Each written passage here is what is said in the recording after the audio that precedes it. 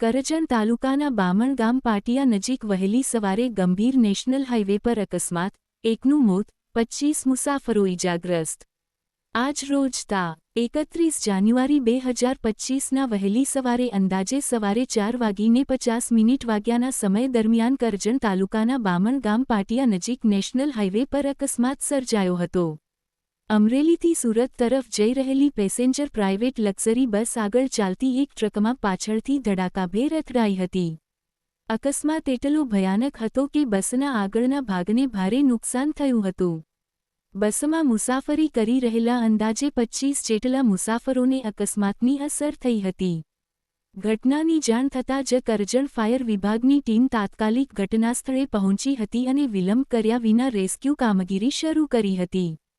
Fire વિભાગના જવાનોએ આધુનિક રેસ્ક્યુ સાધનોનો ઉપયોગ કરી બસમાં ફસાઈ ગયેલા મુસાફરોને બહાર કાઢ્યા હતા।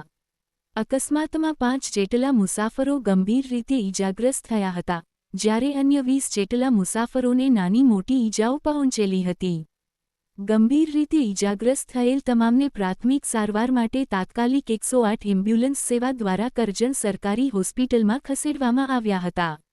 અકસ્માત સમયે બસના ડ્રાઈવર બસના કેબિનમાં ફસાઈ ગયા હતા। ભારે નુકસાનને કારણે તેમને બહાર કાઢવામાં ભારે મુશ્કેલી પડી હતી। અંતે કરજણ ફાયર વિભાગની ટીમે લાંબી અને કઠિન રેસ્ક્યુ કાર્યવાહી બાદ રેસ્ક્યુ સાધનોની મદદથી ડ્રાઈવરનો મૃતદેહ બહાર કાઢ્યો હતો। ડ્રાઈવરનું ઘટનાસ્થળે જ મોત થયું હોવાનું પ્રાથમિક રીતે જાણવા મળ્યું છે।